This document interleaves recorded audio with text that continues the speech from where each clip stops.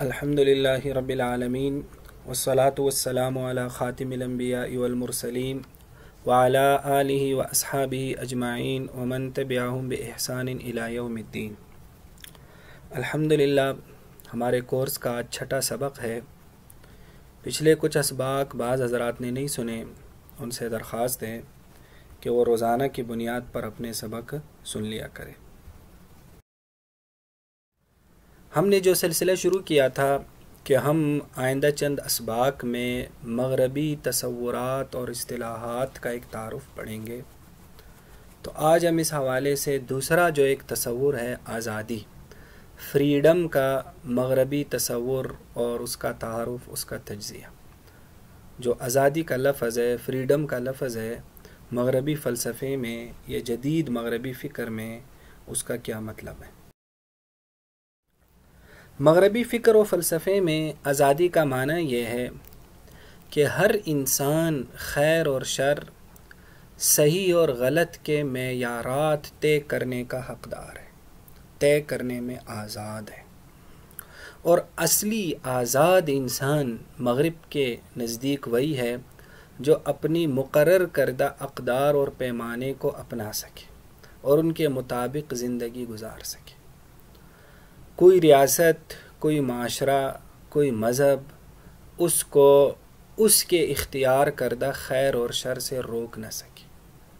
ہر انسان جس کو اچھا سمجھتا ہے اسے اختیار کرے، جس کو برا سمجھتا ہے اس سے رک جائے۔ تو انسان خیر اور شر کا خود خالق ہے، یوں آپ کہہ سکتے ہیں۔ خارج سے اس پر خیر اور شر لاگو نہیں ہو سکتا۔ تو جدیدیت کی اساس جن افکار و تصورات پر ہے، ان میں آزادی سب سے اہم ترین تصور ہے۔ یہ دراصل ہیومنزم جو ہم نے پڑھا یہ اسی کا ایک نتیجہ ہے۔ تو جدید تہذیب، جدید فلسفہ اور جدید دنیا آزادی کے تصور پر ہی قائم ہے۔ اب ہم ذرا اس کی طرف آتے ہیں کہ مغربی فلسفے میں آزادی کی دو قسمیں ہیں۔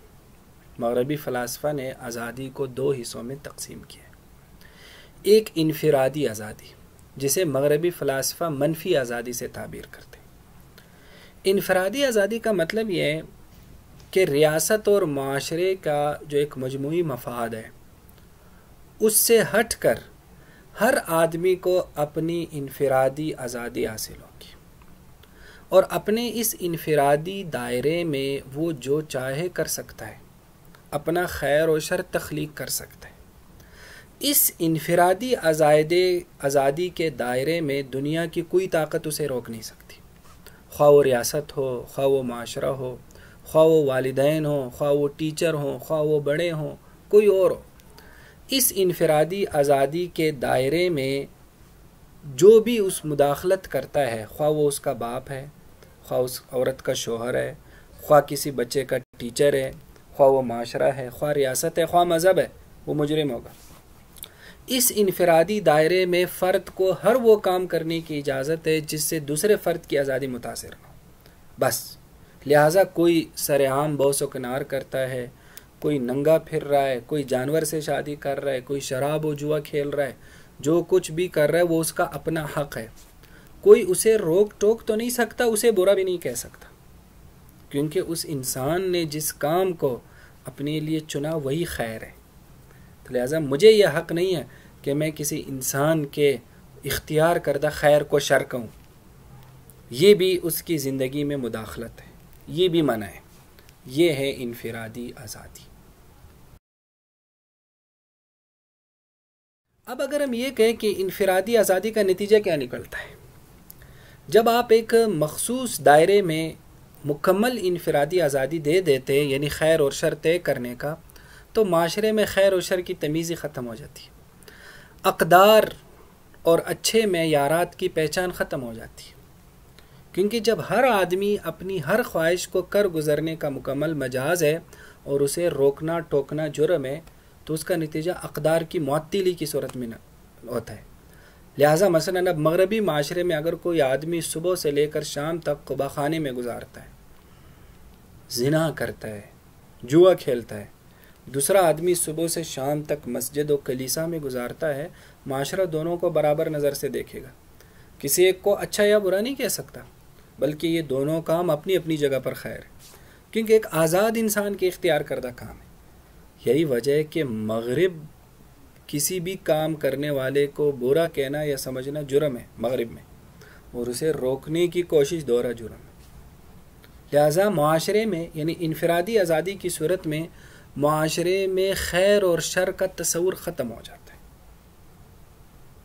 دنیا کی جتنی تہذیبیں گزری ہیں، جتنے مذاہب گزرے ہیں، ان میں خیر اور شر ہوتا ہے، پھر افراد یا تو خیر کرتے ہیں یا شر کرتے ہیں، اور کچھ اچھے انسان ہوتے ہیں، کچھ برے انسان ہوتے ہیں۔ لیکن مغربی تہذیب میں انفرادی آزادی کا نتیجہ یہ نکل آتا ہے کہ اچھا اور برا انسان یہ درجہ بندی ختم ہو جاتی، سب ہی اچھے ہیں، سب ہی اچھے ہیں۔ کوئی آدمی اگر ننگا پھر رہا ہے تو وہ بھی اچھا ہے، کوئی آدمی اگر مسجد میں بیٹھا اللہ کا ذکر کر رہا ہے وہ بھی اچھا ہے، دونوں میں کوئی فرق نہیں ہے۔ کیوں؟ اس لیے کہ وہ ان کا اپنا اختیار کردہ خیر ہے۔ تو اچھا برا، صحیح غلط، خیر اور شر، اقدار اور معیارات، یہ سارا سسٹم ہی ختم ہو جاتا ہے انفرادی آزادی کے نتیجے۔ آزادی کی دوسری قسم ہے جسے ہم اجتماعی آزادی کہہ سکتے ہیں، جسے مغربی فلاسفہ مثبت آزادی کے نام سے تعبیر کرتے ہیں۔ اس کا مطلب ہے کہ کوئی بھی انسانی معاشرہ بحیثیت مجموعی جو فیصلہ کرے اس کو ماننا لازم ہوگا۔ لہٰذا معاشرہ و ریاست کوئی بھی قانون پاس کر سکتی ہے، کوئی بھی فیصلہ کر سکتی ہے۔ اگر ہم نے اجتماعی آزادی کے مظاہر دیکھنے ہوں تو وہ اشتراکیت اور قوم پرستی کی شکل میں سامنے ہے۔ اشتراکیت نے یہ حق مزدوروں کو دیا کہ مزدور بحیثیت طبقہ جو بھی فیصلہ کرے وہ ٹھیک، اور قوم پرستی نے یہ حق کسی بھی خطۂ زمین پر رہنے والی اکائی کو دیا۔ کوئی بھی ایک خطۂ زمین ہے، جتنے بھی یہ ممالک ہیں، ایک خاص باؤنڈری کے اندر رہنے والے لوگ ہیں، وہ ایک قوم ہے، اور اسی سے پھر جمہوریت اور وطنیت کی شاخیں پھوٹی۔ یہی وجہ ہے کہ لبرل جمہوریت میں کیا ہوتا ہے، ریاست کوئی بھی قانون پاس کر سکتی ہے۔ لیکن مغرب اپنی اس اجتماعی آزادی پر بھی برقرار نہیں رہتا۔ اگر اسلامی ممالک میں کوئی اسلامی قانون پاس ہو جاتا ہے تو اس پر معترض رہتا ہے۔ وہ کیوں معترض رہتا ہے اس کو ہم تھوڑا سا آگے اس کو ٹچ کریں گے کہ اس کی وجہ کیا ہے۔ تو خیر، یہ ایک مثبت آزادی ہے۔ تو کچھ فلاسفہ نے یہ کہا ہے کہ انسانی آزادی کی بہترین شکل انفرادی آزادی ہے، منفی آزادی ہے۔ کچھ فلاسفہ نے یہ کہا کہ نہیں، انسانی آزادی کی بہترین شکل مثبت یعنی اجتماعی آزادی ہے۔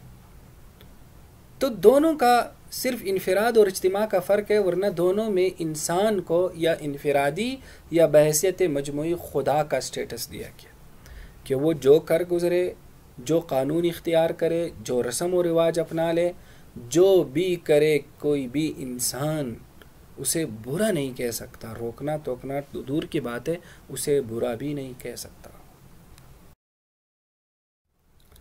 اب ہم اس بات کی طرف آتے ہیں کہ آزادی کا اسلامی مفہوم کیا ہے۔ دیکھیں، یہاں صرف اسلام نہیں، دنیا کا کوئی بھی مذہب ہو یا انسانیت کی جتنی صدیاں، جتنے ہزاروں سال جو تاریخ گزری ہے، اس میں جتنے افکار وجود میں آئیں، جتنی تہذیبیں وجود میں آئیں، اس میں یہ والا تصور نہیں تھا آزادی کا جو ابھی مغرب نے اپنایا، بلکہ اسلام اور دیگر مذاہب میں آزادی کا مفہوم یہ ہے کہ ہر آدمی خیر اور شر اختیار کرنے میں آزاد ہے، تخلیق کرنے میں نہیں۔ یعنی خیر اور شر کے معیارات تو پہلے سے طے شدہ ہوں گے، چاہے وہ معیارات مذہب طے کرے، چاہے کوئی تہذیب طے کرے یا رسم و رواج طے کرے، ہوں گے کچھ کام اچھے کچھ برے، بس آدمی کو ان کو چننے کا اختیار ہوگا۔ لہذا جو خیر اختیار کرے گا وہ اچھا انسان، جو شر اختیار کرے گا وہ برا انسان ہوگا۔ جبکہ مغربی تصور آزادی میں تو خیر اور شر کی تخلیق کا اختیاری فرد یہ معاشرے کو دیا گیا، جس کی روح سے برے اور اچھے انسان کا فرق ہی مٹ گیا۔ معاشرہ کسی بھی فرد کو کسی بھی انفرادی کام کو اچھا یا برا نہیں کہہ سکتا۔ تو یہ بنیادی فرق ہے کہ اسلام میں بھی آزادی ہے، لیکن اسلام خیر اور شر چننے کا اختیار دیتا ہے، اس کی آزادی دیتا ہے۔ خیر اور شر تخلیق کرنے کا اختیار نہیں دیتا۔ اس لیے اسلام میں اچھے اور برے کا ایک کنسپٹ، ایک تصور موجود ہے، لیکن مغربی فکر و فلسفہ میں اچھے اور برے کا معیار اور اچھے اور برے کا جو ایک تصور ہے وہ ہی ختم ہو جاتا ہے۔ تو یہ بنیادی فرق ہے اسلام کی آزادی کا اور مغربی فکر و فلسفہ میں آزادی کے تصور۔ اب مغرب نے یہ کیا ہے کہ اس آزادی کے تحفظ کے لیے کچھ ادارے کریٹ کیے۔ کیسے؟ علمی، دیکھو کسی بھی فرد کی آزادی کو متاثر کرنے کے بنیادی طور پر 3 رکاوٹیں ہوتی ہیں۔ ایک مادی رکاوٹ ہے۔ مادی رکاوٹ کا مطلب ہے کہ میں اپنا خیر نہیں اس پر عمل کر سکتا، میرے پاس وسائل نہیں ہے، قوت نہیں ہے، مشین نہیں ہے، آلات نہیں ہے، تو اس کے لیے سائنس اور ٹیکنالوجی وجود میں آئی۔ اور سائنس اور ٹیکنالوجی کا مقصد کیا ہے؟ ایسی ایجادات کرنا جس سے ایک فرد زیادہ سے زیادہ آزادی حاصل کر سکے۔ پرانے زمانے میں سائنس اور ٹیکنالوجی کا مقصد ایک صحت مند اور فلاح کا ایک ادارہ تھا اور ایک تحقیقی فورم تھا، لیکن اب یہ تحقیقی فورم کی بجائے اب یہ اس آزاد انسان کی آزادی کو زیادہ سے زیادہ اس کو مواقع فراہم کرنے کا ذریعہ بن گیا۔ تو سائنس اور ٹیکنالوجی یہ ان مادی رکاوٹوں کو دور کرتی ہے جس سے انسان کی آزادی متاثر ہو۔ اور معاشرتی سطح پر جو رکاوٹیں آتی ہے اس کے لیے سول سوسائٹی کا تصور دیا۔ سول سوسائٹی ایسے افراد کا مجموعہ ہوتا ہے جو معاشرے میں کسی بھی انسان کی آزادی میں حائل معاشرتی رکاوٹیں دور کرتے ہیں، خواہ وہ رکاوٹ مذہب ہو، معاشرتی رسوم و رواج ہو، کسی علاقے کا کلچر ہو۔ آپ دیکھتے ہیں کہ ہمارے ملک میں سول سوسائٹی نے عورتوں کے حقوق کے لیے احتجاج کیا، کسی بھی دور دراز کے معاشرے میں سول سوسائٹی نے اس یہ جو ایک کلچرل قانون ہے اس پر اعتراض کیا۔ وہ سول سوسائٹی کیا کرتی ہے؟ وہ دیکھتی ہے کہ دنیا میں کسی بھی خطے میں اگر کوئی باہر سے خیر اور شر معاشرے پر نافذ کر رہا ہے اور وہ معاشرے میں کوئی اچھا اور برے کا تصور رکھ رہا ہے، اس کو ختم کرو۔ یہ سول سوسائٹی کا کام ہوتا ہے۔ تو اس لیے وہ ہر ایسی جگہ پر جاتی ہے جس میں اگر کسی بھی معاشرے میں خیر اور شر کا ایک تصور ہے اور کچھ لوگ وہ برا کام کر رہے ہیں اور معاشرہ اس کو برا بلا کہہ رہا ہے، تو سول سوسائٹی کہہ رہی کہ آپ نے اسے برا بلا نہیں کہا۔ لہٰذا اگر کوئی لڑکی گھر سے بھاگ جاتی ہے اور اس سے والدین اور اس کے اگر وہ شادی شدہ بھی ہے اس کے شوہر کی عزت خاک میں مل جاتی ہے اور والدین اور وہ شوہر یا اس کے بھائی اسے برا کہتے ہیں، تو سول سوسائٹی کہے گی آپ نے اسے برا نہیں کہنا۔ کیوں؟ اس لیے کہ اس نے اگر بھاگنے کو اپنا خیر سمجھے تو وہ کر سکتی۔ آپ کون ہوتے اسے یہ کہنے والے کہ یہ برا کام ہے جو آپ نے کیا ہے؟ تو سول سوسائٹی کا کام یہی ہوتا ہے۔ تیسرا، ریاستی سطح پر آزادی کو تحفظ دینے کے لیے لبرل اسٹیٹ کا تصور دیا۔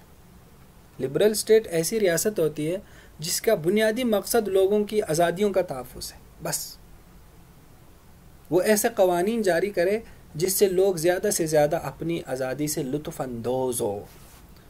اس لیے مغرب ہر ایسے اسلامی قانون کے نفاذ پر تنقید کرتا ہے جو مغرب کے خیال میں لوگوں کی انفرادی آزادی کو متاثر کرتا ہے۔ مثلاً یہ بلاسفیمی کا قانون ہے، قانون توہین رسالت ہے، مغرب اس پر اعتراض کیوں کرتا ہے؟ کیونکہ اس سے فرد کی آزادی اظہار رائے متاثر ہوتی ہے۔ کیونکہ جدید فکر تو مثلاً مجھے یہ اختیار دیتا ہے، فرد کو یہ اختیار دیتا ہے کہ آپ کسی بھی مقدس شخصیت کے بارے میں جو بھی کہو، یہ میرا اختیار ہے۔ میں اگر کسی کو برا کہہ رہا ہوں، کسی مقدس شخصیت کے کارٹون بنا رہا ہوں، کسی مقدس شخصیت پر کیچڑ اچھال رہا ہوں، تو میرا یہی خیر ہے، میں اختیار کرنے کا حقدار ہوں۔ لیکن یہ بلاسفیمی کا قانون مجھے اس سے روک رہا ہے۔ پردے پر اعتراض ہے۔ تو ہر ایسے قانون پر اعتراض ہے جس سے مغرب یہ سمجھتا ہے کہ اس سے انفرادی آزادی متاثر ہوتی ہے، جس کو وہ انسانی حقوق کہتے ہیں، کیونکہ انسانی حقوق میں پہلا حق آزادی ہے، یعنی جو مغربی تصور آزادی ہے، اس لیے پھر وہ اس کی اجازت نہیں دیتے۔ اب اگر ہم مغربی تصور آزادی کے کچھ نتائج کی شکل میں اسے بیان کریں تو پہلا نتیجہ یہ ہے کہ خیر اور شر اور اچھے اور برے اقدار کا مکمل خاتمہ۔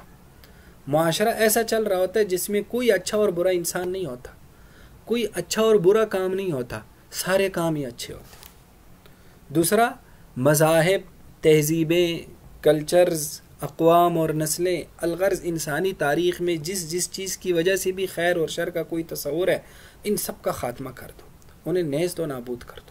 اس لیے مغرب کہتا ہے کہ مذاہب کو ختم کرو، تہذیب اور کلچرز کو ختم کرو، اور ہر ایسے تصور کو ختم کرو جو خارج سے معاشرے پر یا افراد پر خیر اور شر لاگو کرتا ہے۔ اسی طرح تیسرا نتیجہ یہ کہ چھوٹے بڑے، والدین اولاد، ٹیچر اسٹوڈنٹ، شوہر بیوی، ان سب میں جو ایک دوسرے کو روکنے ٹوکنے کے جو تصورات ہیں، جو نصیحت کے تصورات ہیں، ان کی بیخکنی کر دو۔ لہٰذا کوئی بڑا چھوٹے کو نصیحت نہیں کر سکتا، کوئی والدین اولاد کو روک نہیں سکتے۔ اگر نوجوان بچی رات کو 12 بجے گھر آ رہی ہے تو بحیثیت والد میں اسے نہیں روک سکتا، وہ اس کی انفرادی آزادی میں حائل ہوں گا اگر میں اسے روک رہا ہوں۔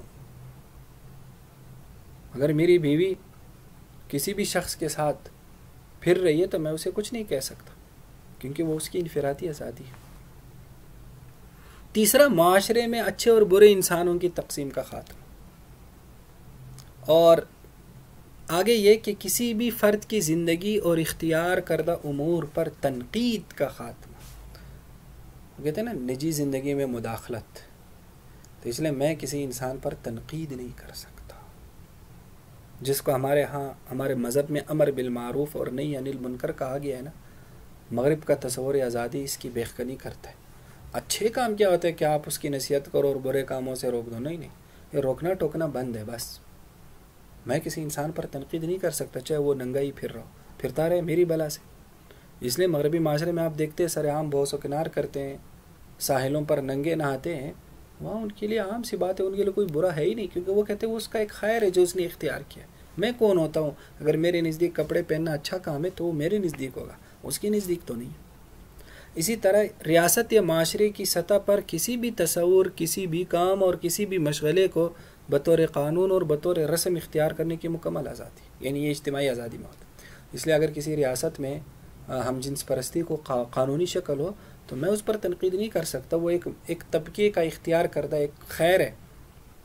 اسی طرح ریاستی یا معاشرتی سطح پر کسی بھی ایسے قانون کا نفاذ منع ہوگا جو انسانوں کی انفرادی آزادی کو متاثر کر سکے۔ تو یہ ہے مغربی فکر و فلسفہ کی اساس، جس سے پھر باقی افکار بھی پھوٹتے ہیں، آزادی۔ اور یہ آزادی کس سے پھوٹی ہے؟ ہیومنزم سے۔ تو یہ یعنی آزادی کا ایک تصور ہو گیا۔ مجھے امید ہے آپ لوگوں کو سمجھ آ چکا ہوگا۔ وآخر دعوانا ان الحمد للہ رب العالمین۔